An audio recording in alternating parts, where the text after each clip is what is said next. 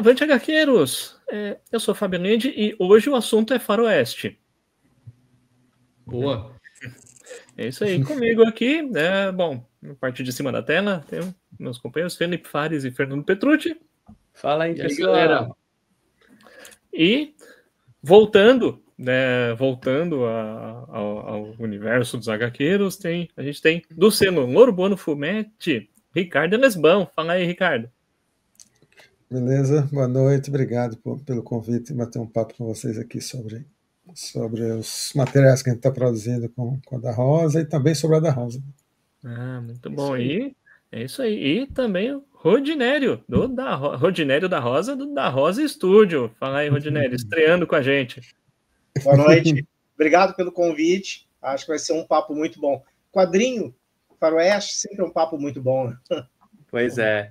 Com certeza, ainda mais esse que a gente vai falar aqui agora. A gente hoje vai falar da campanha atual do Da Rosa Studio em conjunto com o Louro, que é o Freeman, que está na sua campanha para a terceira edição. E ó, o tijolão que é, hein?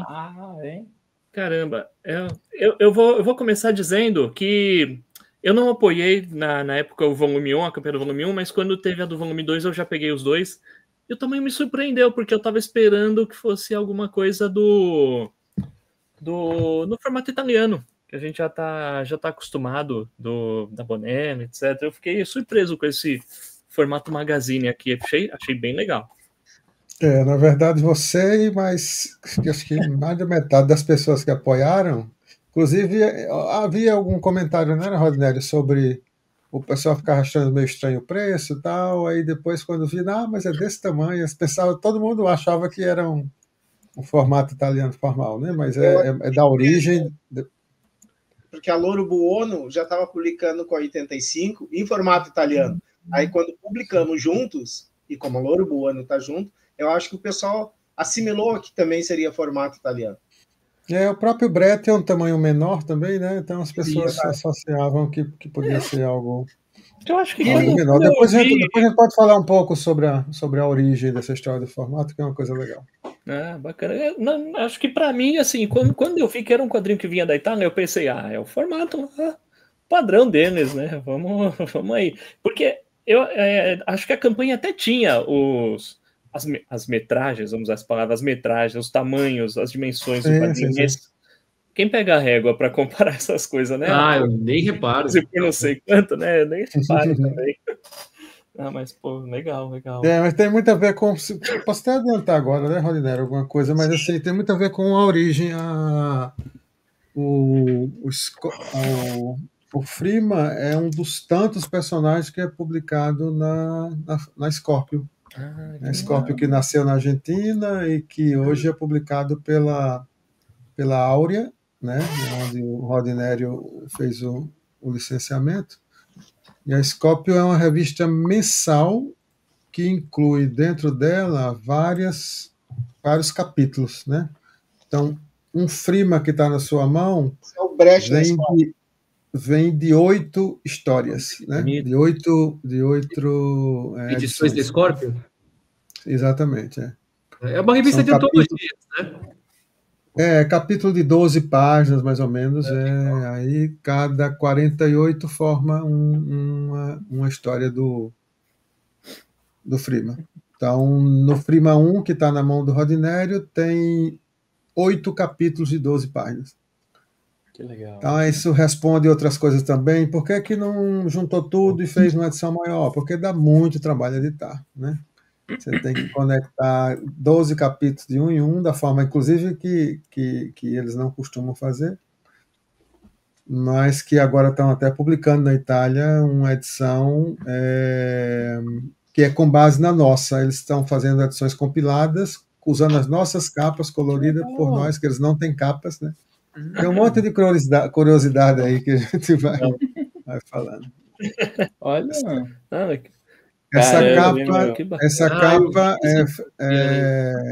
Essa capa é base, é um frontispício que vem dentro da Freeman e que o desenhista e colorista de capas nosso, que é o Moacir Martins, que fez a colorização, para poder a gente usar como capa, né?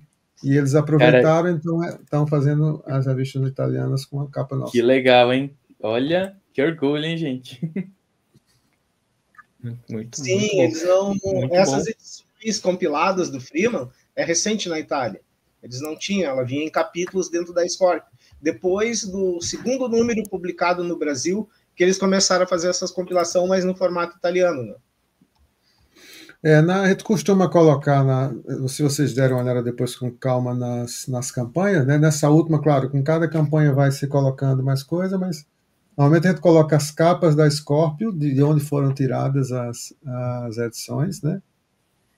Quer dizer, os capítulos, e também um pouco sobre a Scorpio. A Scorpio já saiu aqui no Brasil também, né? Pela VEC. Algumas sim, edições verdade. foram entre 79 e 81, saíram 12 edições.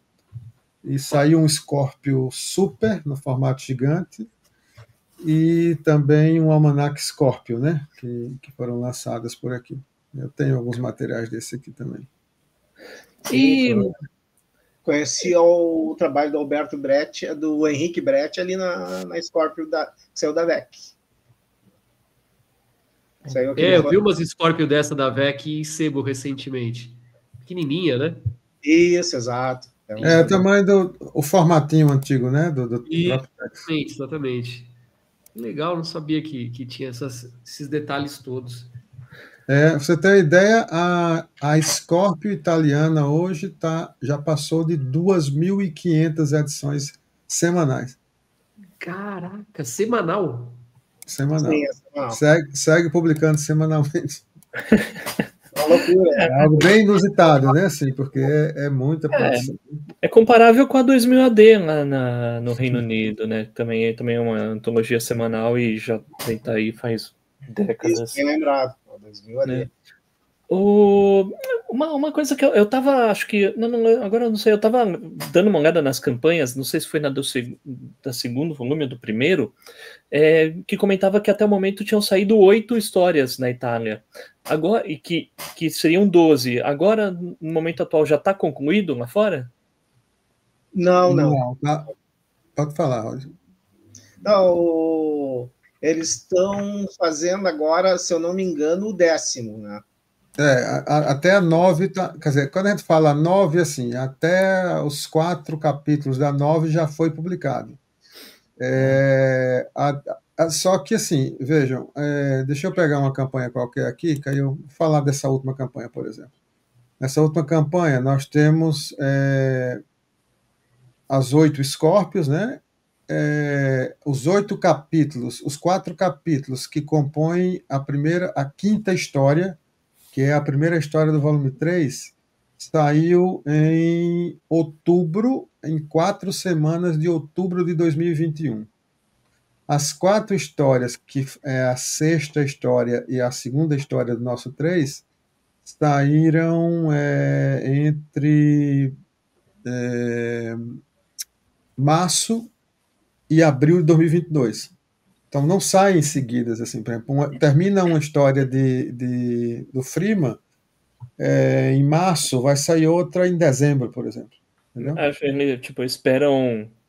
Eles esperam os capítulos ficarem todos prontos para ir publicando em sequência, provavelmente. E também para poder manter a lógica tanto da Lancaster Story, que é outra semanal que eles têm, quanto da Scorpio. Eles vão, mesmo sendo uma série, eles lançam história, mas como tem, sei lá, 30 coisas saindo ao mesmo tempo, né? Sai um pedaço de um pedaço de outro, tá? E vão completando, né, com o tempo.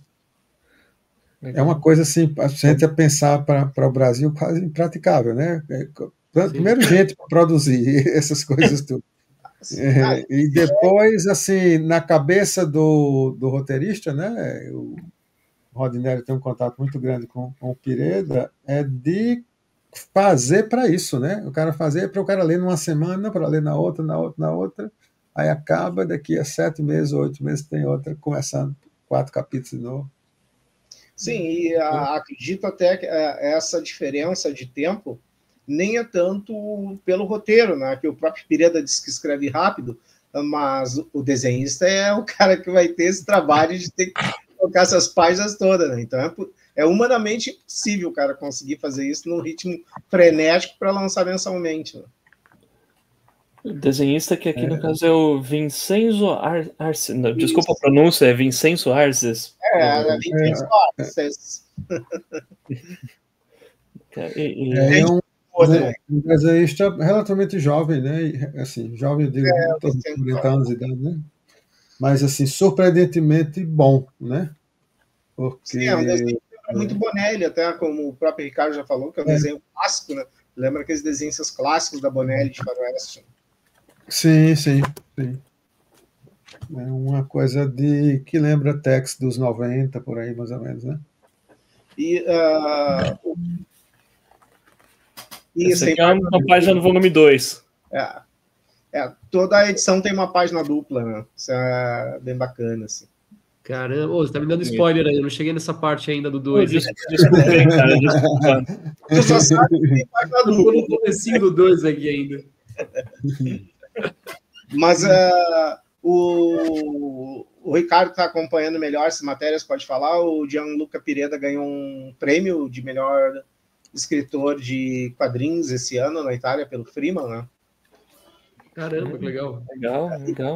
E o 3 realmente, assim, comparando, né, já que eu acompanho direto o trabalho dele, o 3 realmente me surpreendeu, né? Que é o que está em campanha agora. Eu acredito que ainda tem os próximos para ler, né, ainda, mas o 3 está, assim, para mim superou em muito o 1 e o 2, assim. Ele consegue fazer uma coisa que eu acho que é a proposta mesmo, né?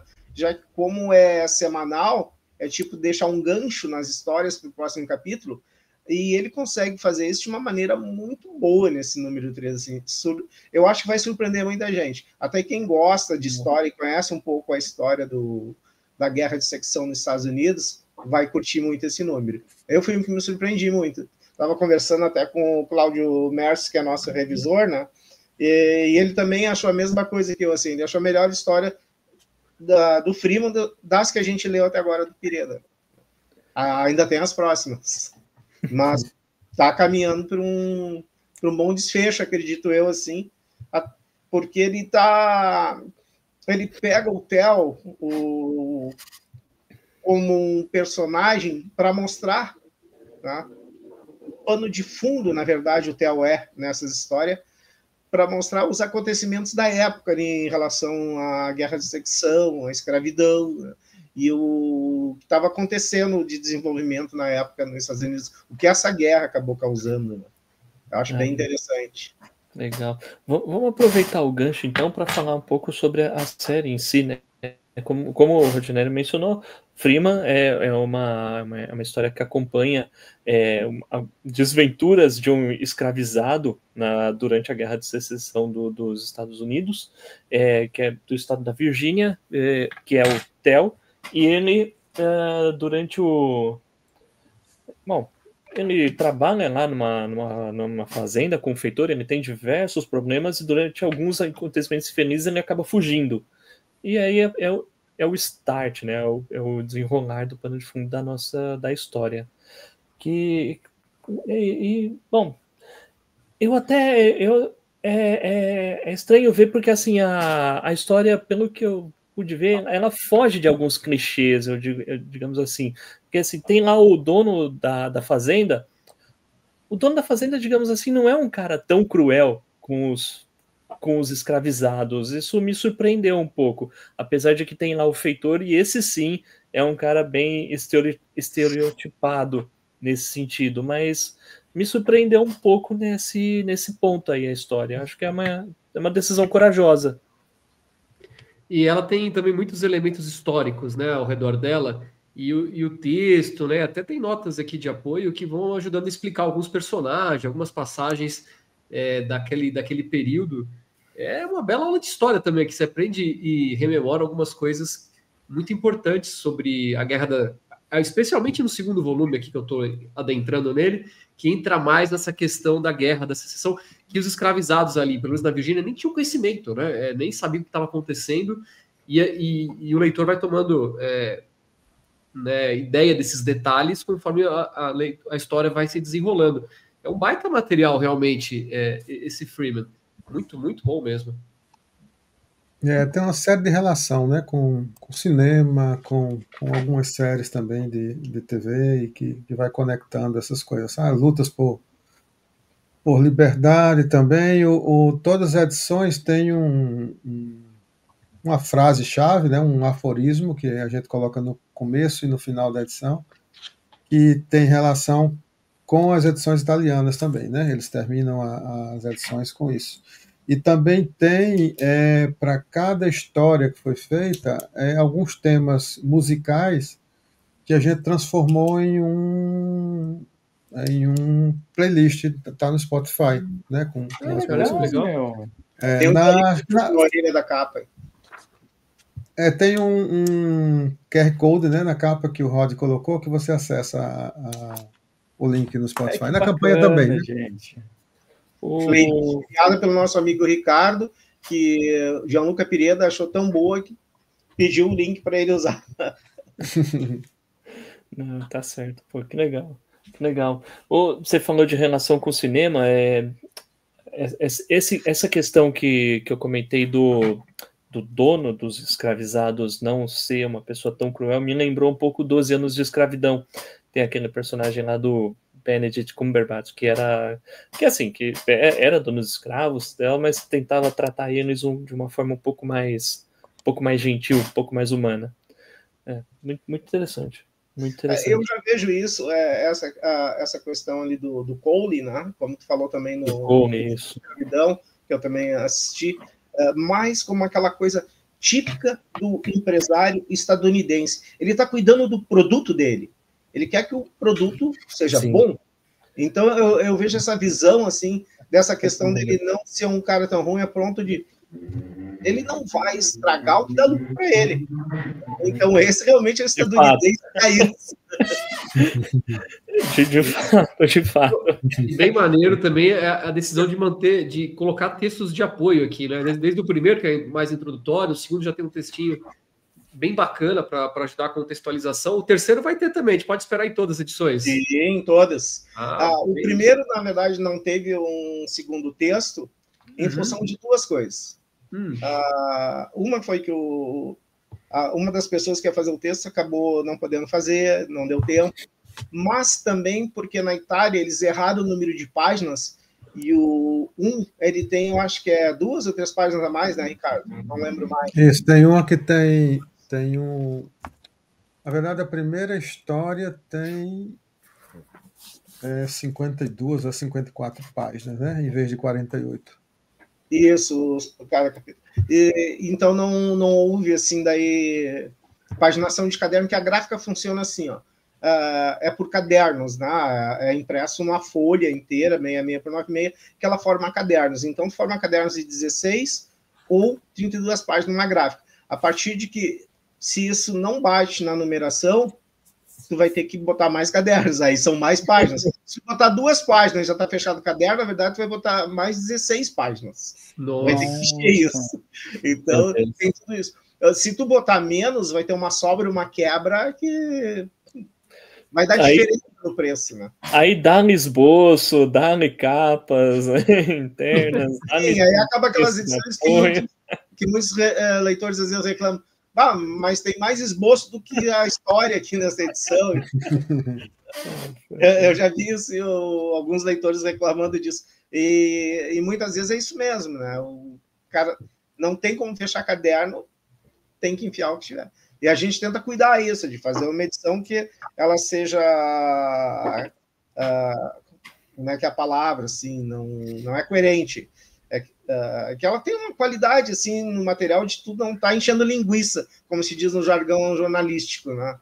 E agora, como a gente está, a partir do 2, está fechando todos os capítulos certinho, a gente teve mais algumas páginas para poder ter mais matéria, mais artigos, né? Que aí ajuda a contextualizar, e eu gosto disso. Uma das primeiras coisas que eu leio no Tex Gigante, né? É óbvio que quando tu abre o Tex já está ali, né? É justamente os artigos, os textos que eles usam para contextualizar a história. A mesma coisa que o pessoal da PN fez agora no Blueberry, né? Eu acho aquilo muito bom. Eu acho que vocês, apesar de parecerem mais jovens, né, são leitores ávidos também, Eu lembro que toda vez que eu pegava uma edição que tinha informação sobre a história, os autores, eu vibrava, né? Porque eu queria conhecer mais aquele universo. Com certeza. Mais aquilo ali, do que só ler a história. O leitor raiz começa pela sessão de cartas, né? Exato. Começa pela sessão de cartas, A Bonelli faz muito. A Bonelli tem alguns articulistas muito bons, mas o grande exemplo, e agora as pessoas podem pegar do zero numa edição melhor, é o Mágico Vento, né? O Gazette Blizzard que o Manfred escrevia. Eu cansei de comprar livros a partir de cada edição de Mágico Vento e ver filmes, etc., porque o Manfred era roteirista de cinema, de série, cantor, é um cara super culto, e assim, aquele universo todo, que é um universo muito mais amplo do que Tex, porque envolve a questão de cultura indígena, mas envolve mitos, envolve faroeste, enfim, é uma trama tremenda, né, em 132 volumes. Sim, e cada edição tem uma página, né, como o Le História tem também, e o Jean-Maria Contro, que escreve para algumas edições que a gente... Por exemplo, o Saguário tem uma página também, que é bem nesse estilo, que Sim. é escrita pelo Jean-Maria Contro. Lá nos bastidores, o Rodinério comentou sobre o livro Enterrei Meu Coração na Curva do Rio. A primeira vez que eu ouvi falar nesse livro, que me fez ter vontade de comprar o livro, foi numa Blizzard Gazette do Mágico Vento, lá no formatinho da Mitos. Foi que me apresentou esse livro. Não, sensacional. Esse eu acho que é o único livro que eu chorei até hoje na vida de ter lido. Muito bom. Principalmente que a gente falando real, aquilo aconteceu, né, gente? Né? Então, é muito E acontece hoje, como a gente vê massacres nessas guerras que estão acontecendo em quase todo o mundo agora. Então, essas coisas são muito terríveis. Mas essa, principalmente da questão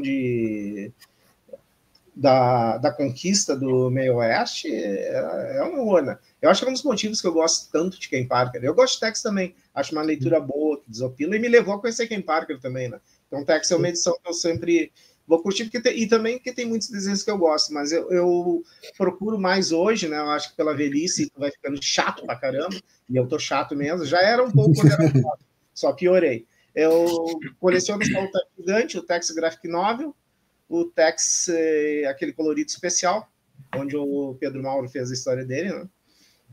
E Max Tex, os Tex que eu coleciono. Assim. A mensal não... Eu contei 5, hein? Não é pouco, não. Exato. Eu contei 5. A mensal eu parei lá nos anos 90, assim, eu comecei a cansar um pouco daquela linha do Tex ali, já estava me cansando um pouco. Volte as histórias, talvez eu acho que porque peguei uma época que são uma história de fantasia, que eu até entendo que eles entraram nessa linha, porque tem uma coisa admirável do Gianluigi Bonelli, né, que ele acompanhava o que estava na moda nos cinemas, né? Então tem Alien, tem de tudo no Tex, né? Embora eu não curta muito, tem muitos leitores que gostam, né? Mas ele foi muito inteligente, marqueteiro, ele acompanhou o que estava na moda, e tanto foi inteligente que o personagem está aí até hoje, né? Mas assim, agora sim, eu prefiro Ken Parker, Cheyenne, Saguaro. Sim. As mensagens do Tex atuais, eu peguei recentemente o formato italiano que a Mitos lançou, né, a partir do 586, e estou no 630 mais ou menos agora, lendo direto há uns 40 dias mais ou menos. Cara, o nível dos roteiros é outro nível totalmente, né? Assim, aí vem essa história da base de conhecimento e de leitura, e assim, quando a gente, mais uma vez falando de bastidores, quando a gente estava falando do Bozelli, é difícil conseguir uma pessoa que leia tanto e que ele vive isso, né? Ele vive o tempo inteiro resgatando questões históricas, culturais, etc. Então, o Tex novo tem algumas coisas que os roteiros são surpreendentes, né? Algumas coisas que são, entre aspas, meio repetitivos, e que é muito bom também, como aquele roteiro lá do Pistoleiro Voodoo e tal, mas tem aquela que acho que é lá 601, 602, lá que o Alessandro Botti desenhou. Cara, que é uma coisa fantástica, sabe? Coisa de Já muita coisa legal. Já que a gente entrou no assunto, cara, eu tiro meu chapéu pro Bozeno. Eu nunca vi nenhuma história ruim dele. Acho que eu não li todas as histórias dele, ainda pretendo, mas eu nunca vi nenhuma história que seja assim, que seja mediana. Eu só vejo história boa dele. Assim, e quando eu vejo que é ele nos roteiros, eu me empolga bastante. E ele consegue um feito incrível, né? Que é escrever várias histórias de vários personagens ao mesmo tempo, né? Sim. Eu acho que é muito difícil. Eu não consigo. Vocês chegaram a ler o crossover do Dylan Dog com o Dumper que a Lucas publicou? Não li ainda, cara. Então, são duas histórias, né, na mesma edição, uma do Dylan Dog e outra do Dumper. A do Dylan Dog, se não me engano, quem escreve é o cara que escreveu o Batman e Dylan Dog, que era editor do Dylan Dog aí até um tempo atrás, era o Roberto Recchioni, se não me engano. E a do Dumper, quem escreve é o Bozelli. O Bozelli janta o Recchioni. Na minha opinião, ele jantou o Recchioni. Dumper é muito bom, né? E o Bozelli, na verdade, era o editor e era o redator de Dumper, né? Eu tenho que interromper aqui para abrir a porta para um dog e um cat que querem sair. E a porta é atrás do normal. Calma.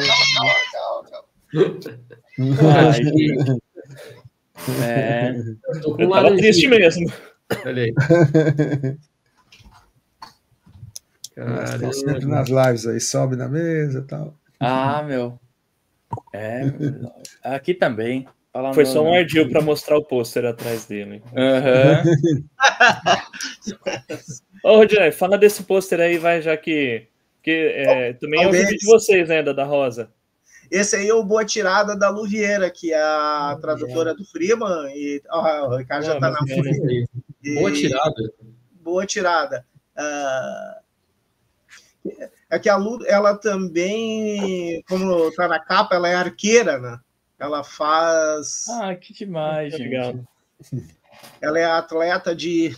Tem um nome, esse negócio do arco aí, que eu não lembro mais. Ela faz quadrinhos, ela faz tiras, ela faz cartoon, ela faz ilustrações. E essa edição é bilíngue, né? Porque ela é em italiano e em português. Que bacana, meu. E aí... também tem a venda na Itália, que a Lu levou para lá, ela mora na Itália. Eu acho que vocês já sabem, ou se não sabem, vão ficar sabendo. Ela é a atual namorada do Ivo Milazzo, né? Caramba! Que estará em Porto Alegre agora, dia 15 de agosto. Dia 21 de agosto tem um evento com o Ivo Milazzo na Universidade do Rio Grande do Sul, aqui, onde eu vou também, né? Vou lá dar uma de fã, pegar o toque, tirar fotinho. Rodrigo, aproveita e fala um pouco mais da editora. O que a gente tem no catálogo dela aí, da história, quais são os projetos aí pela frente? Muito bom. E a história aí também de roteirista, desenhista. Exatamente, o tempo é seu aí. Fala um pouco pra gente. Como é que o cara diz? Quem faz tudo acaba não fazendo nada bem, então eu acho que eu não faço nada bem, fazer um monte de coisa, mas tudo bem. Na verdade, o quadrinho, né, eu comecei... Primeiro, fui leitor, óbvio, como todos vocês. Né? E ainda ali na juventude eu já desenhava, desde pequeno sempre gostei muito de desenhar. Com 20 anos eu conheci o Lao Tissot, eu morava na cidade de Rio Grande. E nós fizemos o que hoje sabemos, foi o primeiro fanzine de quadrinhos da história da cidade de Rio Grande, né? Ninguém tinha feito nada de quadrinhos ainda lá. É um marco que só soubemos quando a gente já estava velho. A gente fez o que a gente gostava, né? E nessa época eu trabalhava no jornal da cidade, onde eu fui ingenuamente levar meus desenhos, achando que os caras iam me contratar como chargista do jornal, né? Mas era um piá ainda, com um desenho muito tosco. Mas quando tu não tem um profissional para te orientar, e na época... eu já tinha conhecido o Shima, acho que sim, mas ainda não tinha noção muito das coisas. Eu me correspondia com o Shimamoto, eu levei meus desenhos no jornal, mas os caras me contrataram como paginador, perguntaram se eu não queria aprender a paginar jornal. Eu, claro, é óbvio. E aí começou na área. Mais tarde eu acabei fazendo charge nesse jornal. E aí, quando eu encontrei o Lau para fazer os fanzines, eu já sabia como paginar, já sabia como montar a capa na direita, contra a capa na esquerda, fazer essas coisas para casar tudo certinho. Só um momento. Não, minha velha, essa aqui tem 20 anos, gente. Então, Nossa, mais ou menos uns 90 na idade humana. caramba! Com todos os bichos que eu tenho. Não tem nenhum comprado. Ai, gente, certo. E daí fui tocando, fui continuando desenhando. Depois eu mudei para Porto Alegre. Em Porto Alegre eu entrei na Grafar, que é a Associação dos Grafistas Gaúchos, que tem desde os cartunistas, desenhos de quadrinho, onde está o Edgar Vasques, Santiago, o pessoal já conhecido. O Vasques, provavelmente, o Edgar, vocês podem não lembrar de nome, mas quem comprou Playboy e leu Analista de Bagé vai lembrar dos desenhos do Edgar Vasques. O Luiz Fernando Veríssimo escreveu Analista de Bagé, né? E o Vasques é o cara que desenhava, né? Fazia umas aquarelas. E dali nos anos 80, eu comecei a fazer uma revista em quadrinhos independente chamada Made in Brasil Quadrinhos. Ela durou 4 números, né? O último número começou em 1989 e foram 4 números e o quarto saiu em 2004. Eram décadas para sair uma edição. E nesse meio tempo eu participava também fui participar da Bienal do Rio de 91, né, onde eu tirei foto com o Moebius, com o Eisner, peguei autógrafo deles. Né? Comecei a me movimentar no meio. E continuava desenhando quadrinhos e escrevendo, mas assim, histórias curtas e autorais. Depois, em 2004, eu acho que foi a última vez que eu publiquei quadrinho. Depois, 2006, 2007, eu tinha um estúdio de designer gráfico, né? Fazia fotolito para gráfica, agência de publicidade na época, e ele faliu. E aí um dos meus amigos que trabalhava, que também é escritor de quadrinhos, e estava trabalhando fazendo dramaturgia na TV, RBS, aqui no Rio Grande do Sul, que é a repetidora da Globo, eu quebrado, né? Eu já estava eu morei de favor 30 dias na casa do Fábio Zimbres, 30 dias na casa de outro amigo, eu não tinha mais nem onde morar, tinha me separado também, os equipamentos que eu tinha estavam na gráfica de um amigo, tava assim, eu tava que nem aquele personagem do Nick Cave lá em Las Vegas, né? Que o cara bebe até morrer, tava quase desse. E até hoje eu não lembro como que a coisa foi andando de novo. Mas eu lembro daí que depois, as coisas, elas se movem de um jeito que eu não recordo mais. Teria que puxar pela memória para saber como eu saí do buraco. Mas, óbvio que tive muito apoio das amizades desse meio tempo. Isso foi muito importante. Mas, e aí entrei na TV. Esse meu amigo disse, por que não vende o que tem de estúdio? Compra uma câmera e eu estrago aqui trabalhar na TV. E eu fiz isso. Vendi tudo que tinha de equipamento que sobrou, que valia algum dinheiro ainda, né? E comprei uma câmera na BH dos Estados Unidos. Na época, eles entregavam aqui sem taxa e tal. Era uma câmera profissional. Eu nunca tinha usado uma câmera profissional na vida. Mas tinha ideia de ter. Como todo cara que adora quadrinho, igual vocês, a gente ama cinema, né? A gente tem aquela vontade também de ver o quadrinho em movimento, né? E eu acho que a minha geração, depois que surgiu os personagens da Marvel, da DC no cinema, é uma coisa que a gente sempre sonhava desde criança, né? De ver nossos personagens no cinema, a gente viu. E aí aprendi com um cinegrafista lá, mexer na câmera, e ele me chamou para gravar alguns curtas. Durante muito tempo, a RBS fez alguns curtas aqui que passavam no horário do meio-dia. Depois a Globo cortou. Não quer mais ninguém fazer dramaturgia, daí que seja 15 minutos. E nesse meio tempo eu também escrevi, né, e dirigi um episódio. A partir daí eu comecei a me dedicar mais ao audiovisual, agora eu lembrei, foi ali que eu comecei a melhorar por causa desse meu amigo Jair Dias, que me levou para a TV. E praticamente o quadrinho assim ficou de lado. Eu estava só trabalhando ali para me recuperar, para sobreviver, e até quadrinho comecei a comprar menos, né? Muito pouco, por sinal, porque eu fiquei muito dedicado na área do audiovisual. Mas veio a pandemia e aí acabou tudo, acabou o audiovisual, acabou tudo. E eu estava em casa, cara, e eu estava olhando, peguei minhas pastas para arrumar um dia o material do Brett, que era um projeto que eu tinha começado em 94 com o Moacir Martins, né? Quando o estúdio estava bem de grana, e eu tive a ideia visionária e louca, né, de lançar o brete em todo o Brasil, e é o que eu ia fazer. Eu fui na Schnaglia e eles me informaram que o mínimo era 20 mil exemplares para distribuir para todo o país. Aí eu fui na redação da Zero Hora, que eles tinham rotativa lá, né, de jornal, fiz o orçamento, vou fazer os 20 mil exemplares. Mas eu queria fazer primeiro umas 4 ou 5 edições para lançar mensalmente. Era um projeto muito louco. E eu estava pagando os desenhistas também. Mas nesse meio tempo, o Moacir levou um outro desenhista para ajudar ele, se desentenderam que o Moacir que acertava com ele e o cara começou a querer mais dinheiro. Ele achava que eu era o Walt Disney, né? Ou a marca em si. Mas o Moacir estava tranquilo dentro do nosso acordo. E aí acabei me desentendendo, deixei o projeto de lado, e eu acho que uns 3, 4 anos depois o estúdio também faliu, aí isso aí ficou lá no limbo.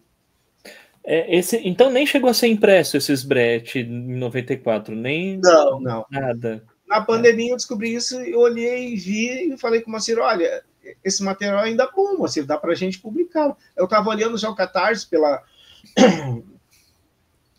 internet, tudo, eu já estava comprando mais quadrinhos de novo, em função de que estava parado, né? Não podia ser para a rua.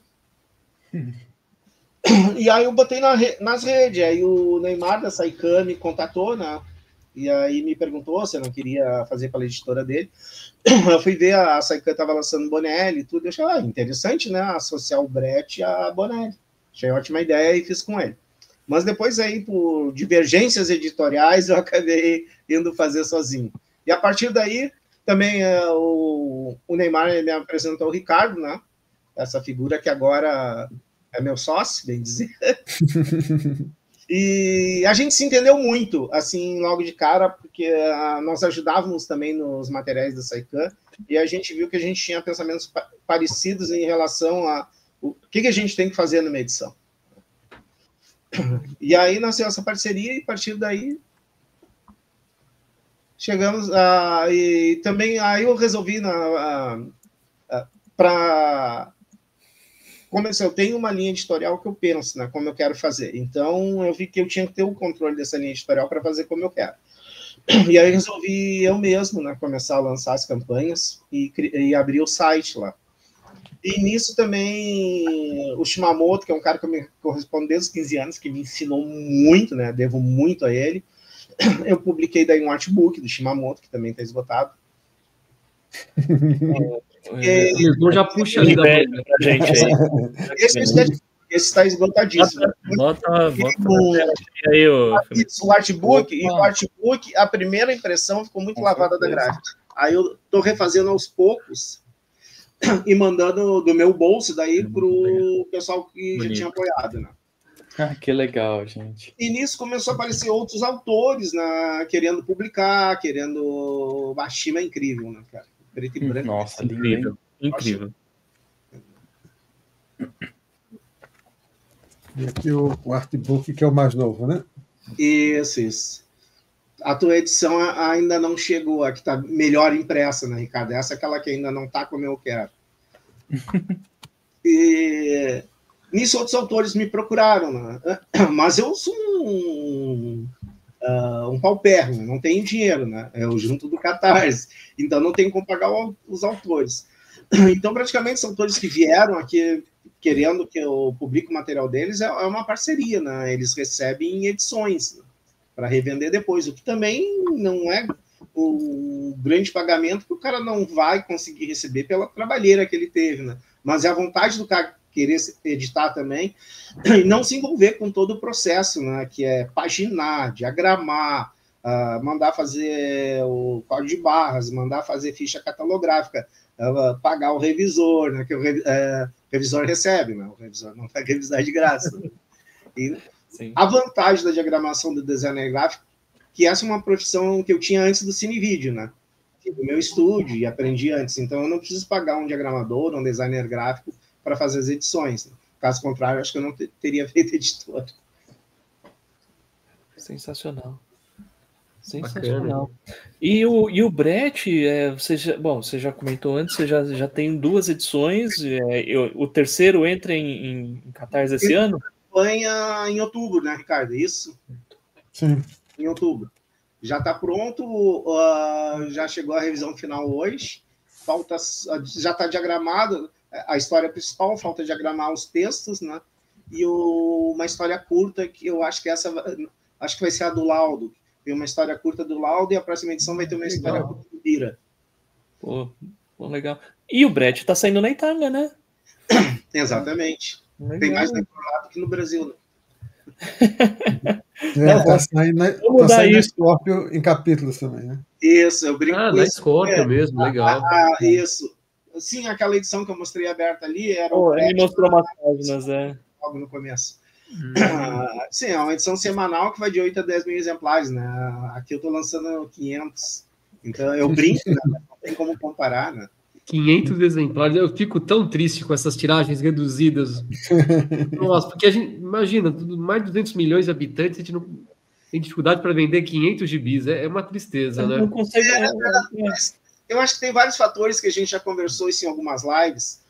Uma que eu vejo aqui é pelo meu neto, né? Eu tenho um neto de 11 anos. Era gamer, né? Meu filho, que tem 38, e eu sou culpado, mas embora ele já tenha lido bastante também e ler, né? Porque eu influenciei ele nisso. Mas eu também que ensinei ele a jogar. As duas coisas. E do FIA, hoje ele joga com o meu neto, os dois jogam. Eu não jogo mais faz muitos anos. Mas ele então é outra geração que consome outra coisa. Eu vejo, às vezes, meu neto sabe inglês por causa dos jogos, velho. Sim, sim, total. Aí tem muita gente que critica, às vezes, cara, mas é porque é o que essa geração tem. Vai dizer que se tivesse na nossa, a gente não teria consumido isso. Teria. Então, na nossa geração, a gente... Primeiro que tinha banca em toda esquina e quando você entrava na banca, tinha uma cacetada de gibi. Era diferente. Mas, e renda também, né, gente? Então, muita coisa influencia. Diminuiu o mesmo de leitores, né? Nas últimas semanas, meu filho andou aprontando muito. Eu tirei o videogame dele e dei uns gibis. Boa. É isso. Eu tô tentando empurrar aos poucos pro meu neto. Né? O meu filho, ele virou a chavinha aqui, de uma hora faz 3 semanas. Ele começou a ler de modo absurdo. Ele não para de ler, toda hora tá lendo gibi. Do nada. Ele não queria saber de gibi e agora tá lendo de tudo. Legal, quase tudo. Ele tá com meio de receio de começar a ler Tex, mas ele ainda vai ler o Tex. Ele já sabe que vicia, né, cara? Ele já sabe que... Ele tá meio assim e tal. Isso aqui eu não vou, não. Não, mas ele vai ler. Que é uma geração que curte mais mangá também, né? Assim, é o que eu tô tentando puxar pro meu neto, já para puxar leitura de quadrinho, já puxar o mangá, que é uma coisa que ele já curte, que é os animes, né? Sim. Tem essa facilidade, né? E Rodinério, a tiragem do Freeman também vai nessa casa de 500, assim? Não, o Freeman tá em 700. Legal.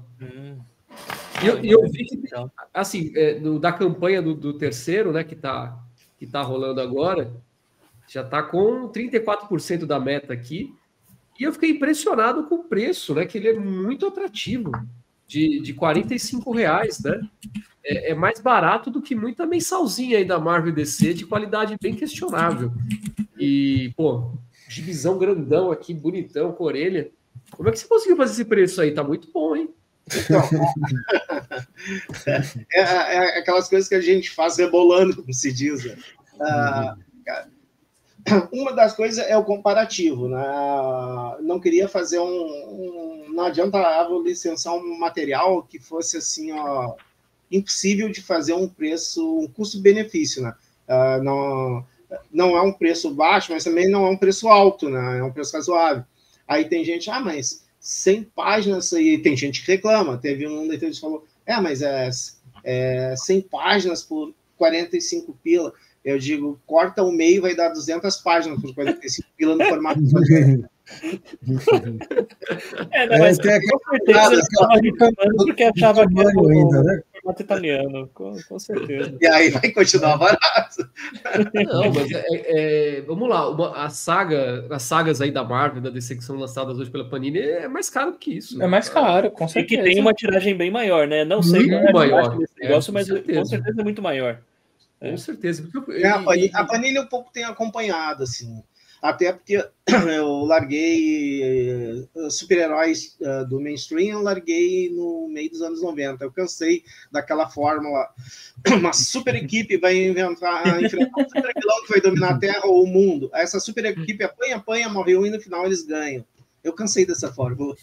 Ainda leio coisas assim que o super-herói é pano de fundo, Martial Law, o The Boys, quando é pano de fundo e que não é os super-heróis, aí eu me animo a ler. Entendeu? Sim. Mas esse do comum ali, o Batman, Super-Homem, não tem mais paciência. Eu disse aquela coisa da velhice, da chatice. E também porque tu vai lendo outras coisas. Né? Eu tava... Angola Bianca foi presente do meu amigo Ricardo. Cara, aquilo ali é Guimarães Rosa. Né?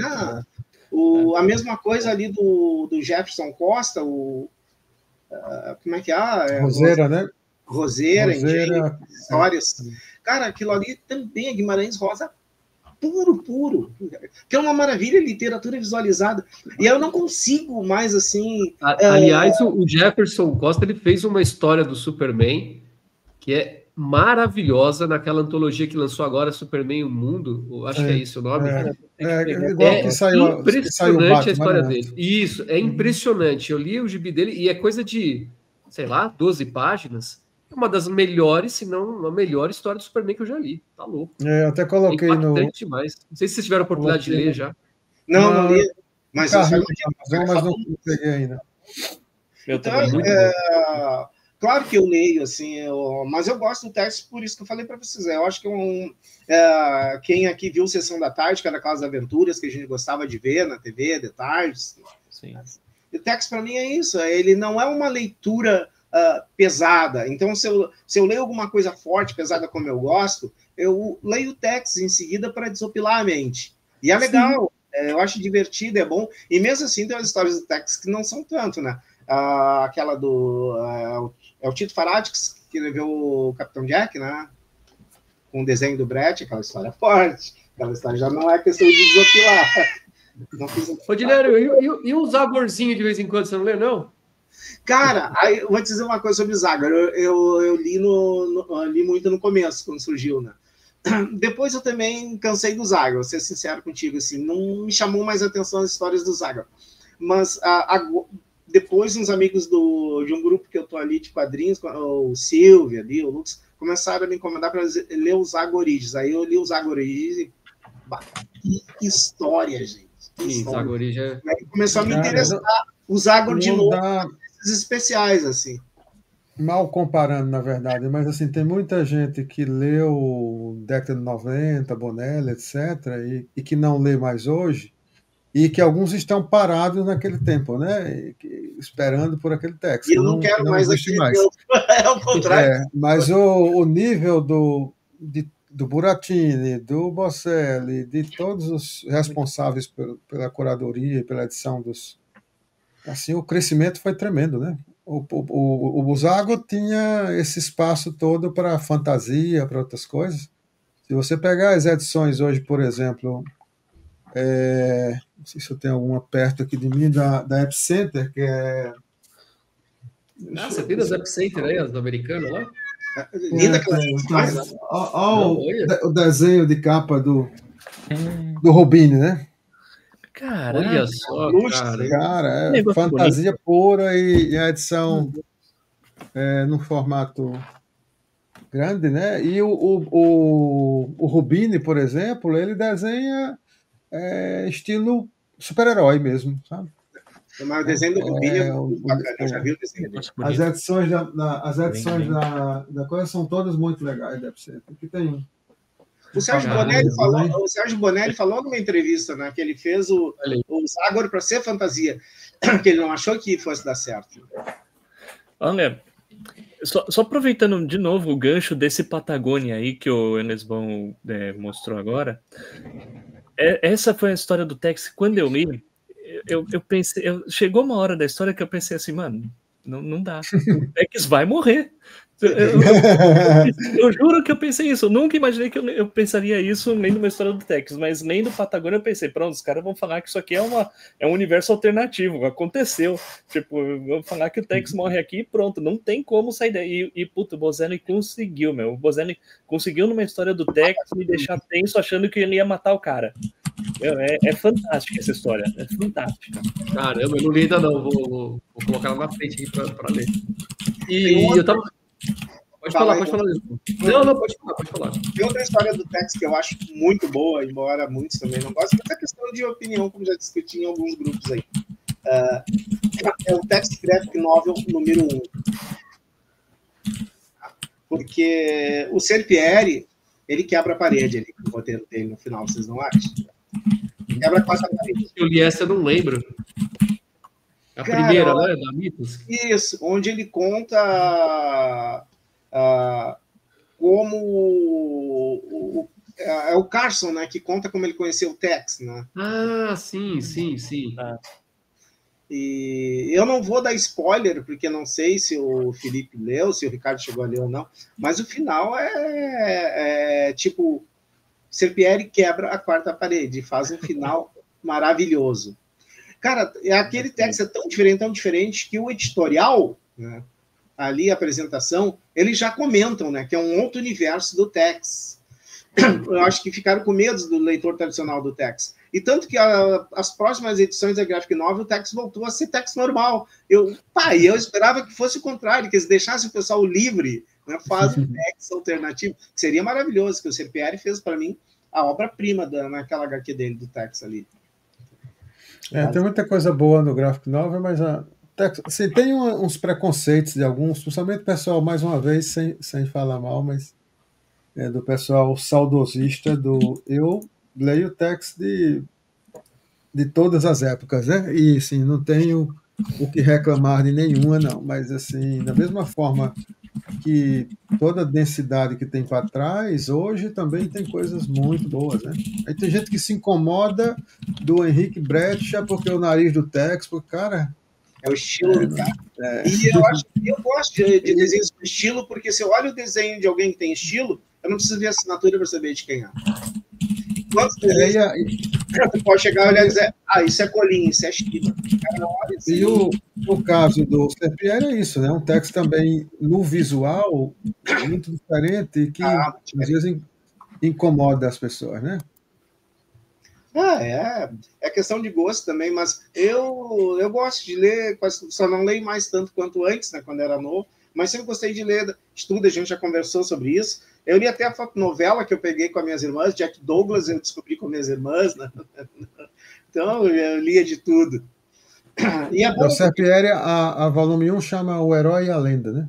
Isso, exato. Agora tu estava falando outra coisa ali, o Ricardo, do Manfred, que ele escrevia os textos, onde ele sempre cita filmes, livros, e é interessante porque a cultura te leva a ter mais cultura, porque quando eu vejo artigos e alguém comenta sobre um livro, um filme, ou uma música que eu não vi, ou não conheço ainda, e o cara comenta esmiuçando bem aquilo, eu vou atrás, eu corro atrás. Eu lembro que, eu acho que em 92, 91, quando eu comprei meu primeiro disco do Nick Cave, ele homenageava um tal de Leonard Cohen. E eu fui atrás. Quem é esse Leonard Cohen que o Nick Cave tanto gosta? Vivia falando do cara. Caralho, né? Hoje eu sou fã do Leonard Cohen, todo mundo já sabe hoje quem é Leonard Cohen, né? Sim. Então isso me levou, leva a gente, eu acho legal isso, quando se coloca essas coisas, que tu aprende. É uma coisa que eu gosto muito do Ken Parker, né, que o Berard fazia, é essa questão de o que ele sorvia do conhecimento cultural dele e largava nas histórias, tipo Terras Brancas, né, ao mesmo tempo que é Moby Dick, né. Não, Terras Brancas é mais Nanook, né, o documentário que tem do Nanook mesmo, é de 1928. O Caça-Baleia, que é Herman Melville, né, é Moby Dick. Então tem todas essas citações que, para quem gosta, né, de leitura, de filme, né, tu vê nas histórias do cara. E eu acho bacana essas referências, a maneira como o autor faz isso. E muitos autores fazem isso. Né? Puxando um pouquinho, eu acho que tem um pouco disso no Freeman também, porque o Fernando comentou sobre as notas de rodapé. Muitas vezes tem a explicação de onde vêm as músicas que os escravos cantam. Isso São muitos coros de igreja e tal. E assim, toda a tradição gospel nasce com isso aí também, né? Sim. Se vocês pegarem depois no Spotify lá, muitas coisas são bem antigas, sabe? Cantadas, algumas são remasterizadas ou feitas atualmente, mas assim são baseadas em canções tradicionais. E algumas delas estão dentro das histórias aí, né? Inclusive com as letras que a gente manteve em inglês mesmo, e no inglês truncado mesmo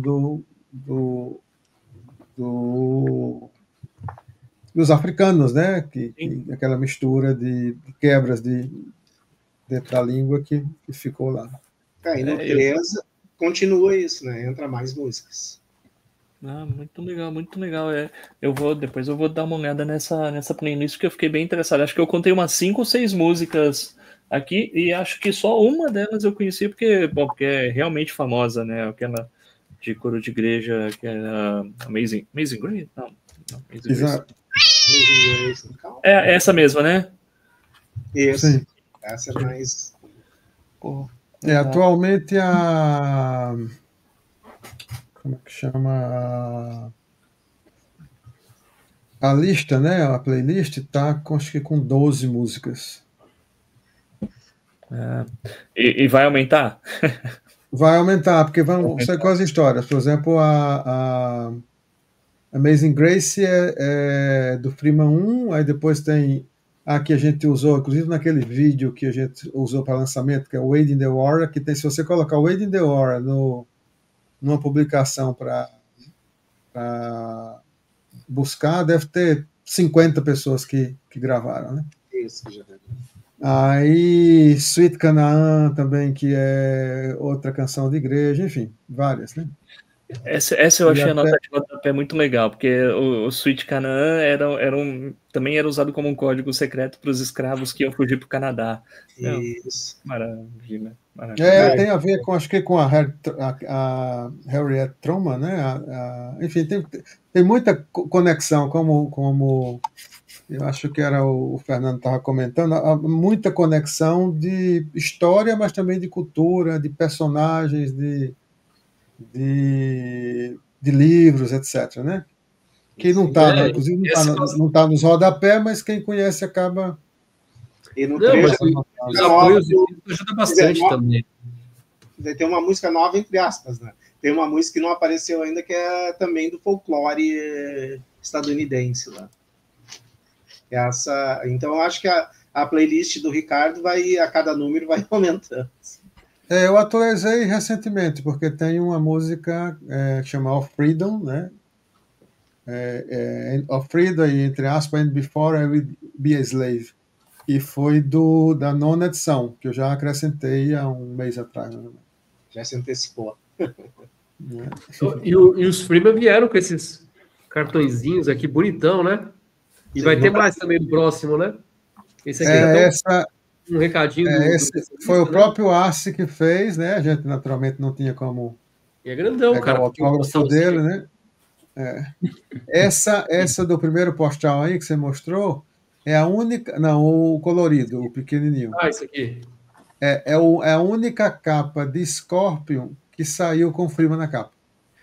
Porque as capas da Scorpion levam um dos 8 personagens e tal. E esse aí foi feito pelo Pedro e está autografado por ele, né? Esse aí é original, o autógrafo. E aí é a dedicatória que o Arce fez para os brasileiros, né? Eles são super entusiasmados com porque, assim, eles não vivem esse mundo que a gente vive de edição de fãs e leitores, né? Quando a gente conversa, eu estava esses dias negociando alguns quadrinhos com a Bonelli e acaba conversando muito durante o processo, porque eles ficam curiosos, porque assim, várias editoras trabalham em conjunto e as pessoas conhecem muito coisas que eles às vezes estão no comercial e não entendem como é que as pessoas. O Pireda fica louco quando aparece uma matéria, por exemplo, agora o Freeman 3, o Fora do Plástico lançou uma matéria, e qualquer inserção que tem na mídia, eles curtem, eles republicam, eles marcam eles colocam no. São muito interativos os dois, né? Tá saindo fora da Itália só aqui no Brasil, eles tem outros lugares saindo também? Cara, há duas informações, né? Tem uma história da Argentina, mas que nunca saiu, e França, né? Parece que está para sair. A França também não se concretizou a negociação. Freeman só sai na Itália e no Brasil, por enquanto. E eles estão lançando na Itália, numa edição, até se vocês entrarem na campanha depois, eu coloquei lá, é um pouco diferente da nossa, porque assim, eles estão lançando como se fosse uma história e meia e uma história e meia, né? Porque assim, 2 edições completam 3 histórias. Esse é aquele formato italiano na Itália, né? Exatamente, do Freeman que está saindo lá. Saíram 6 edições, né? Isso. 6 edições correspondem a cada 2 são 3, né? Então já saíram as 9, né? As 9 que foram lançadas. Legal. Muito bom. E tem uma opção aqui no Catarse para comprar já o Freeman 3 com os outros 2 e também o Freeman 3 e mais os 2 bretes, né? Sim, tem. Aí, Fábio. A gente já pegou, não, né? O 3? Não, ainda não. Aí, não, então você ainda não. A gente está devendo. Eu vou aproveitar ver se eu mais um tempo pra frente ainda. Pegar. Legal. Show de bola. Bom. Essa camiseta do Zagro aí, Fernando, tu mandou fazer ou tu comprou em algum lugar? Cara, isso foi presente da minha esposa. Ela deve ter. Acho que vende. Se você pesquisar no Mercado Livre ou no Shopee, ela encontrou lá. Eu sei que eu tenho umas 3 camisetas do Zagro aqui em casa. Cara, ela te ama, viu? Ela te ama. Aqui as outras têm escrito Zagor aqui como se fosse uma capa assim de Zagor. Muito legal. Esse logotipo é muito bacana do Zagro, eu acho. Mas eu realmente gostei muito do Origens. Eu tô atrás agora de pegar histórias especiais do Zagro, assim, para continuar lendo, assim. O Origens me impactou. Eu achei uma boa história. Assim. Essa edição número 1 aí da Saikan com as histórias atuais aí, continuação das histórias atuais da Itália, tá muito boa.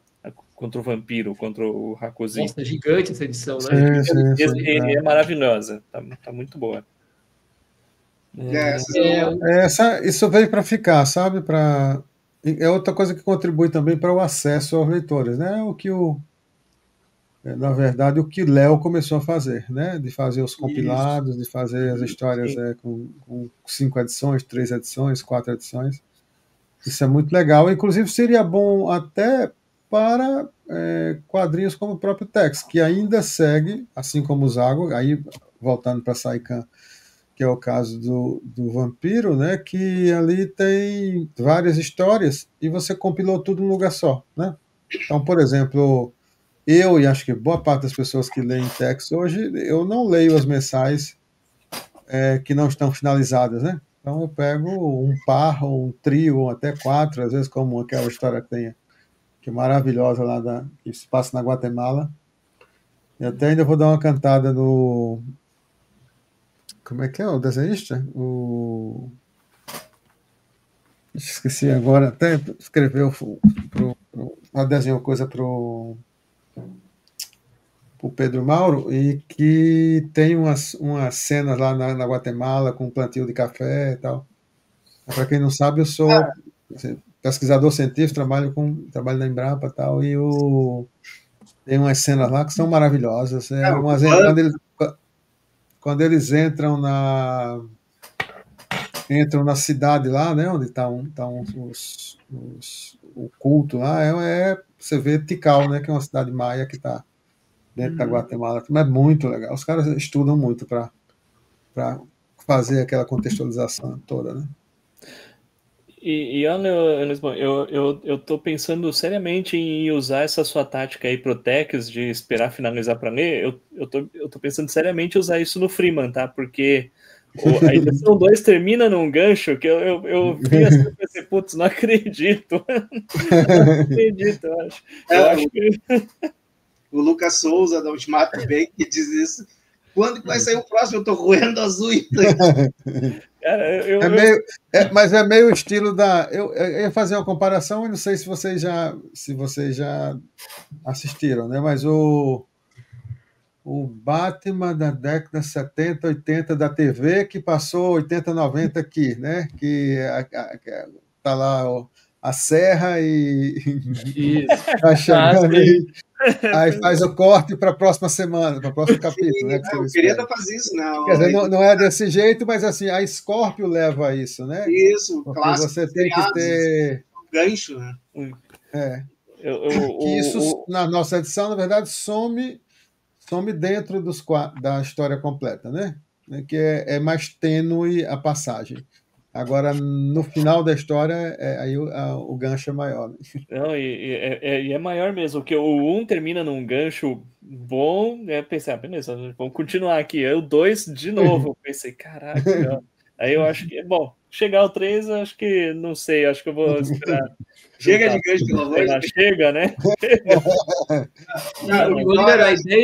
A ideia é lançar depois o 4, perdão, a ideia é depois lançar quantos por ano? 1, 2, qual que é a expectativa? A expectativa é como nós estamos para licenciar tais números esse ano. Essa é a expectativa. Então, mas acredito que a gente já tem o 4 licenciado, o 4 Brasil, né? Aí faltará o 5. Na verdade, assim, a gente... Falta só coisa para licenciar.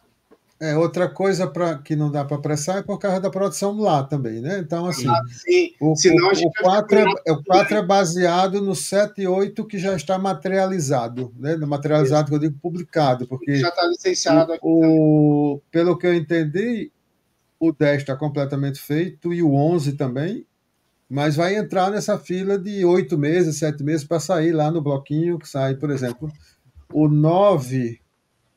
Não sei se eu tenho dentro da campanha lá, para ter uma ideia de quando saiu, terminou de ser editado. Deixa eu só achar aqui, eu falo. Mas, enfim, então o 10 está para sair ainda, talvez no final desse ano, no finalzinho. Então, saindo no final desse ano, é provável que a gente lance os 2 o ano que vem, né? Quer dizer, o Brett 4 vai ser para o ano que vem, né? Com certeza. E talvez o 5 também. Freeman, né? O Freeman 4 e 5 para o ano que vem. O Brett 4 só Deus sabe. Eu falei Brett, mas é o Freeman, né? Mas o Brett 4 está sendo desenhado pelo Maurício Lima e o Brett 5 pelo Amarildo Leite, que desenhou o 3. Então, tem 2 Brett em ação também aí. Aí você já respondeu uma pergunta que eu ia fazer, porque você tinha comentado que a produção do Brett começou em 94, e isso corresponde ao volume 1, e acho que o 2 você comentou que foi feito mais ou menos lá por 2000. O volume 2 já é de 2022, já é atual, então. Legal. Então as histórias estão... Isso, e o 3 foi feito agora também, entre 23 e 24, né? E agora está sendo desenhado o 4 e o 5. Eu tenho que começar o roteiro do 6, que já tem um outro desenhista para fazer. Só que eu ainda não terminei nem o do 4, nem o do... Não, o do 5, desculpa, o do 5 está pronto, que a Amarildo Leite está desenhando, que é um roteiro do Jerry Dias, esse amigo meu que eu já comentei para vocês, que também já escreveu quadrinhos lá. E o 4, sim, o 4 que está com o Maurício Lima, o roteiro é meu, mas ainda não está totalmente completo. Ele está desenhando as páginas que eu já escrevi. Mas como tem um outro desenhista para o Brett 6 daí, esse eu tenho que começar o roteiro. Eu já tenho um argumento, mas ainda não comecei a escrever, porque eu tenho que fazer uma aula com o Bozelli, como escrever vários roteiros ao mesmo tempo. E o Rodinério, eu vi que tem os pacotes aí do Freeman 3, com os 3 números. Você fez novas tiragens do 1 e o 2, ou tá na primeira ainda? Como é que tá isso? Não, o 1 já saiu novas tiragens, o 2 também, mas foram tiragens bem menores feitas sob demanda, né? E nós vamos também reimprimir agora no Freeman, né? Se houver procura nesse pacote, aí nós vamos reimprimir o sob demanda e o 2. Provavelmente 100 exemplares, né, Ricardo? Tô falando do Brett ou do Freeman? Do Brett. Não, tá. Freeman? Eu falei Freeman, Freeman. Não, então eu confundi, desculpa. Não, o Freeman a gente tem em estoque. Tem estoque. Legal. Legal. E, Rodinei, aproveita então, vamos falar dos outros produtos da editora, do Estúdio da Rosa. Já me falou do Brett, do Freeman, do Boa Tirada. O mais recente agora foi o Fly Me to the Moon. Onde é que tá? Eu vi ele aqui no site. É uma ficção do Jader Correia. O Jader Correia também é um desenhista profissional, né? E ele é um autor que me procurou também para a gente negociar para publicar. E eu me surpreendi com o trabalho dele. Eu já tinha visto o trabalho dele, já tinha lido, mas esse me surpreendeu a evolução dele, não só em termos de desenho, como o texto. O texto do cara é muito bom, né? Ele foi já elogiado até pelo Sidão nos trabalhos que ele fez, né? Anteriores. Tô vendo aqui, parece bem interessante. A música, né, é o título de uma música que foi cantada pelo Frank Sinatra. Né? Sim. Ela é conhecida, assim, de quem gosta de música. E essa música, na verdade, ela é uma parte do monte dessa história, porque ele não trabalha só isso. Ele trabalha aquela questão também das crenças das pessoas e na questão que tu não pode ser uma pessoa que pode deixar tuas crenças estarem acima de tudo. Então ele trabalha várias coisas nessas histórias. O fato do personagem já desde criança, desde bebê, ter uma fixação pela lua, né? Eu até brinquei com o Jader, mas o cara é um lunático. Fazendo um trocadilho horrível. Mas a história é boa, ela tem referência também a vários trabalhos de ficção já vistos, né? E eu recomendo para vocês, ao final da história, lerem o artigo que o Daniel Bass, né, que é o autor do Exomis, uma ficção que eu também já fiz, e vamos reeditar o 1 quando for publicar o 2, que vai ser o ano que vem, que ele fez sobre o Fly Me to the Moon ali. Entendeu? O Jader conseguiu esmiuçar toda a história, e quando eu mandei para o Jader, o Daniel Bass, né, quando eu mandei para o Jader o texto do Daniel Bass, o Jader me disse assim, ele viu coisas que nem eu tinha visto da minha história. E pior que faz todo sentido. O Daniel, modéstia à parte, não é porque eu virei fã do trabalho do cara, o cara é muito bom para escrever. O cara é muito bom. Tem esse aqui também, né? Isso, esse aí, é a ficção que o Bass e o Lao Tzu fizeram. Essa história é sobre a inteligência artificial, mas ela também é recheada de referências. Para quem curte cinema, literatura, vai enxergar. Para começar, o nome do personagem é Gogol, né? Aí você já tem uma ideia. Sim, esse também é da editora? Sim. Sim. Que eu não encontrei aqui no site, não. É que esse também está esgotado, né? Tá. Olha. Que não, esse foi baixa tiragem também, né? Sim. Mas eu vou reimprimir esse número 1 junto com o 2 agora o ano que vem. Legal. E eu tô vendo aqui no site também que tem uma pré-venda, né? Que é do Lampião. Sim, esse já foi também, esgotou também. Também foi baixa tiragem. Esses baixas tiragens esgota rápido, porque não tem como fazer uma tiragem grande com o dinheiro arrecadado lá. Quando você fala baixa tiragem, quanto? Cara, como bate no Catarse entre 5 mil e 6 mil. Eu chamo baixa tiragem, porque com esse dinheiro tem que pagar a impressão, tem que pagar o revisor, tem que pagar a Quadbarro, tem que pagar a bibliotecária para fazer a ficha catalográfica, né? Tu tem que pagar, claro, e pagar a gráfica e os correios. Então, praticamente não sobra. Então, tu tem que fazer uma edição menor para poder caber naquele valor ali. Né? Praticamente sob demanda, então. Isso, termina sendo praticamente sob demanda. Até o Ricardo, uma vez, me perguntou uma coisa, se vale a pena continuar fazendo isso. E eu não me lembro se eu te respondi ou não, Ricardo, mas eu acho que eu faço de teimoso e porque eu lembro de quando eu queria publicar, né, quando eu desenhava, e a dificuldade que existia e que ainda existe até hoje para o autor ter o seu material lançado, né? E muita gente acaba lançando ali 20 páginas em formatinho A5, grampeado, né? E o cara faz 30, 40 edições ali na gráfica da esquina, a gráfica impressa, e é isso. E então o que eu acabo oferecendo aos leitores é fazer uma baixa tiragem, mas um pouco maior do que aqueles fazem, acabo fazendo 100 ou 150 exemplares, né, dessas baixas tiragens, e com uma qualidade gráfica um pouco melhor, né? Tem que fazer caixa para poder reeditar essas outras para ter no catálogo, né? Porque se tem no catálogo, as pessoas vão. É assim que funciona para todas, né? As pessoas vão saindo aos poucos, tal, até. A gente estava conversando nos bastidores. Tem um outro seu que está esgotado, que é o quadrinho sobre a vida do Padre Cícero, certo? Sim, sim, sim. Esse foi terrível. Por que foi terrível? Em termos de arrecadação, o próprio autor, o Itamar Nunes, que é o próprio autor, disse assim: Padre Cícero que veio de mesa está vazia, não tem jeito. Acho que não conversa muito, não é o mesmo público. Pô, mas olha só, é uma história que acho que me interessaria. Eu vacilei nessa. Eu achei bem interessante por um processo. Eu já escutei muito do Padre Cícero, eu nunca pesquisei sobre. E tanto o Lampião como o Padre Cícero, o Itamar fez biografia, né? Não, é uma ficção. Então, do Lampião eu já conheço bastante, mas o do Padre Cícero me surpreendeu, porque eu vi quão pouco eu realmente conhecia sobre a história do Padre Cícero. Até fui aprender e ir atrás para ler mais depois, né? Bom, muito bom, legal. Isso aí.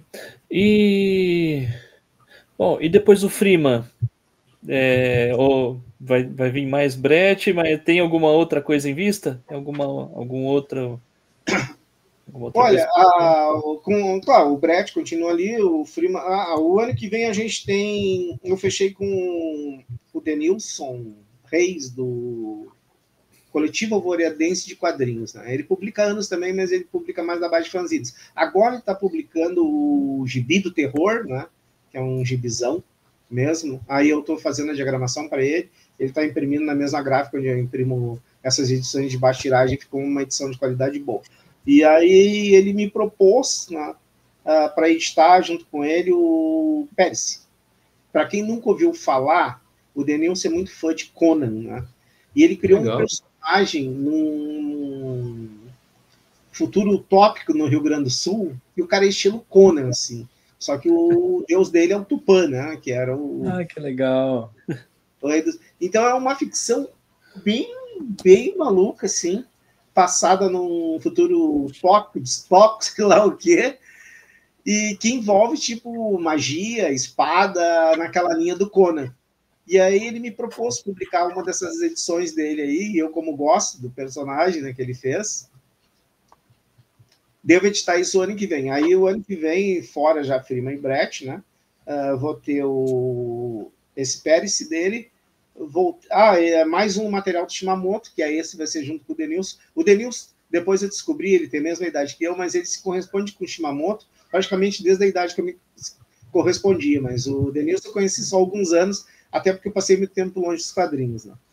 E ele tem um material do Shimamoto lá que também quer publicar, e vai publicar junto comigo. E fora isso, tem uma outra história que eu vou publicar também, que é uma história que envolve indígenas e também escravos no período colonial do Rio Grande do Sul, feita por um quadrinista que também é professor numa escola pública, né? E ele lembra, não sei se vocês lembram da Espectro, a Besta Fera, que era feita pelo Elmano Silva. Ele assinava a mano na época. Era um desenho mais rústico, mas que fez muito sucesso o personagem. Talvez era um personagem de sertão, né, que ele fazia. O Elmano até... Eu cheguei a publicar na Made in Brasil Quadrinhos o material dele também, já com o trabalho dele, ainda rústico, mas bem mais desenvolvido. Aí, olha só. São as únicas duas que eu tenho, tá? Eu achei num sebo Tá. tempo atrás, né? Eu já não tenho mais nada, tá melhor que eu. Dessas aí. Eu até ensaiei de buscar isso aqui em Mercado Livre e Deve ser difícil achar virtual, hoje. mas é caríssimo. Caríssimo. Mas essa. Pois é. E essa história dele, ele mistura também os índios das missões, né, ali. E junto com isso, o folclore. E mesmo o desenho dele sendo um desenho rústico, a história é muito interessante. E aí eu me interessei e como ele passou com esse material numa lei de incentivo à cultura aqui no Rio Grande do Sul, mas para publicar na web, e aí nesse edital ele me botou para fazer a diagramação, o balonamento das letras, e eu propus para ele, cara, não quer fazer isso aí impresso? Não vou fazer, é muito custo, eu não botei no edital o custo para impresso. Eu digo, não, vamos fazer pelo Catarse. Aí ele topou, eu vou fazer pelo Catarse. Legal. Que legal, então tem novidades daí para o ano que vem. Tem. Legal, pô, legal. Sim, teremos. Quando chegar os anúncios, a gente faz outra rodada de conversa aqui. Maravilha. Estamos aí. Como dizia um amigo meu, só arroz de festa. Qual que é o nome desse similar de Conan aí que você falou que você vai lançar? É Pérez? Pérez? Isso. Tá. Bacana. Isso aí vai ter bastante público, hein? Sim. A galera gosta de Conan. Sim. E ele fez com esse nome na época e dessa outra forma, até por causa da questão de direitos autorais, né? Hoje o Moser já está desenhando o Cimério, que caiu, só não pode usar o nome Conan, né? Mas o Howard já caiu no domínio público, né? Já tem muita gente fazendo, né? Eu quero pegar essas edições do Moser, até porque eu gosto do desenho do Moser, e o Moser para a fantasia de capa e espada é sensacional, né? E tem até um Conan feito na Itália que tá saindo aqui a Red Dragon tá lançando o Conan italiano, né? Eu acho que vi alguma coisa sobre isso, mas eu não prestei muita atenção. Mas sim, eu acho que estão fazendo o mundo todo agora, Conan, né? Pois é. Mas esse Moser eu vi e achei os preços bons também, acho que era em volta de R$30 e 48 páginas, assim. Magazine, então acho que vale a pena dar uma olhadinha. Bacana. Boa. Bom, acho que tem mais alguma coisa para a gente falar sobre que a gente não conversou, Rodinério e Lesbão? Vamos ver o Ricardo aí. A gente está estudando algumas coisas ainda, em outras possibilidades de fazer junto, mas assim, essa parceria nasceu, inclusive, a gente já conversou isso na outra live, né? Mas assim, eu não tenho o tempo nem a experiência para produção, né? Então, assim, com o Rodinério é até mais, entre aspas, tranquilo pensar em algo mais, entendeu? Então a gente está avaliando o que é que dá para fazer, fora esses trabalhos que ele já faz, né? O Frima foi a primeira experiência, e a partir dessa a gente está dando uma estudada o que é que a gente pode fazer, né?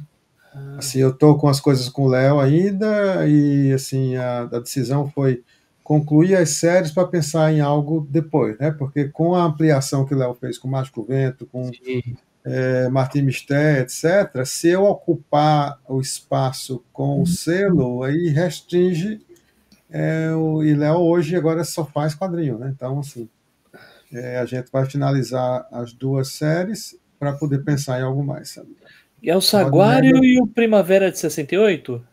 Exatamente. A gente lançou também Coney Island, lançou Cheyenne e tal, mas série ainda tem o Saguário, que tem a edição número 5 agora, né? E tem as outras duas que vão ser lançadas juntas. Esse ano a gente tem um Primavera, né? E o outro, acho que só no final do ano que vem ou outro ano, né? Quantos Primaveras são, Ricardo? Quantos Primaveras são? Primavera, no estádio que ficou, serão 4.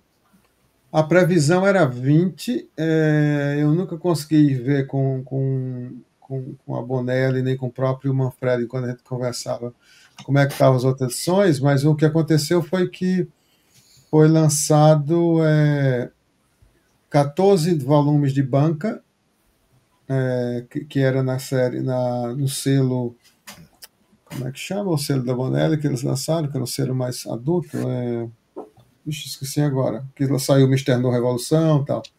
Aí, depois disso, ao mesmo tempo que saía na banca, saía para livros também, né? Como, inclusive, as capas a gente escolhe dos livros e não do... Essa é a capa do próxima edição, que aqui é o... Essa vai ser a capa do volume 2 que está esse ano. Né? Essa é Que, grandão, na verdade, né? só tem duas histórias. Isso é grandão,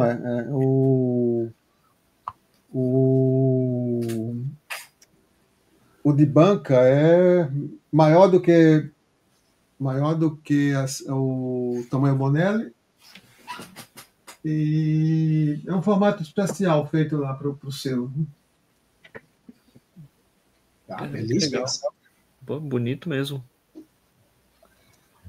É isso então, pessoal. A gente faz naipe com esse pessoal, a gente fica passando vontade, Fernando. Pois é, meu. Isso. E eu me identifico muito com Primavera de 68, né? Porque eu fui militante estudantil. Caramba, que legal. Ditadura militar. Então, eu fico ansioso esperando para ver aquelas histórias ali do... Fazia parte do qual movimento, Rodinério? O movimento que lutava contra a ditadura, é óbvio. Não, sim, mas era... Não, eu acho que era... Não existia partidão, o que era? Grupo em si. Era de um partido. Eu era secundarista ainda, né? Então a gente não tinha partido, nada assim, ou grupos. A gente se reunia com o pessoal das universidades para fazer passeata, greve, essas coisas assim. Legal. Greve, na verdade, não aconteceu, era passeata e correr da polícia. Legal. Então eu me identifico muito com o Primavera de 68. Assim. Peguei esse período aí. Eu estive na reabertura da União da UNE, né? A União Nacional de Estudantes, em Curitiba, quando foi logo que eu acho que no primeiro ou segundo mês depois da abertura, né? Que foi ali com o Tancredo Neves. E foi engraçado porque eu, como gaúcho, não tomava chimarrão. E em Curitiba, cara, de noite era um frio. E quando eu cheguei no acampamento, o meu pessoal não me deixou entrar sem que eu tomasse chimarrão. Mas estava tão frio que eu peguei aquela coisa e vou tomar chimarrão agora. Mas eu não tenho chimarrão ainda. Olha a denúncia aí, gaúcho que não toma chimarrão. Mas meu. Tem. Mas tomo cerveja. Aí sim. Tá. Sim. Isso tá bom. Muito bom. Foi isso.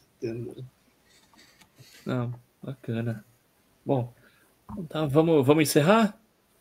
Então, beleza. Então, bom, vamos. Último recado. Você que ainda não apoiou o Freeman, faça o favor, vá lá no Catarse e apoie o Freeman, apoie o Brett, pega um pacotão lá do da Rosa, da Louro Bono.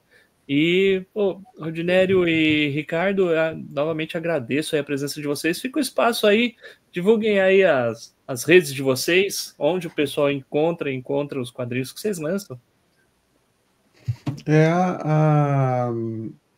A gente está aqui, coincidentemente, né, os arrobas da Rosa e arroba do Louro Bono Fumete, né? O Rodinério tá com Amazon também, né, além do site. E Catarse, né? Catarse é a base para a gente recuperar quando é o caso de licenciamento também, e para pagar, no caso do Rodinério, nas coisas mais da própria editora desenhista. Então, basicamente isso, né? Está precisando renovar esses estoques do material esgotado, né? E a partir de séries mais consolidadas como Freeman, então, a ideia é que se possa produzir outras coisas também, quem sabe mais quadrinho italiano, enfim, para que a gente possa ter uma base para... E aumentando o catálogo aos poucos. E ter esses quadrinhos que foram lançados em pequeno número, mas que seguramente tem venda, né? Sim, tem. Tem pequeno público, mas tem. É isso aí. Legal. Eu te agradeço também pela oportunidade de bater um papo aqui com vocês. E as portas estão sempre abertas. Mas com certeza. E o link para apoiar o Freeman vai estar na descrição desse episódio, tá? Então, Então exato. Tem bastante tempo, né? O apoio aqui vai até o dia 8 de setembro, tá? Tem se programar um aí. mês e pouquinho ainda. Um mês e pouquinho, né? Muito bom. É isso aí. Muito bem. Beleza, então, pessoal. Obrigado, pessoal. Valeu. Falou. Valeu. Alô, boa noite.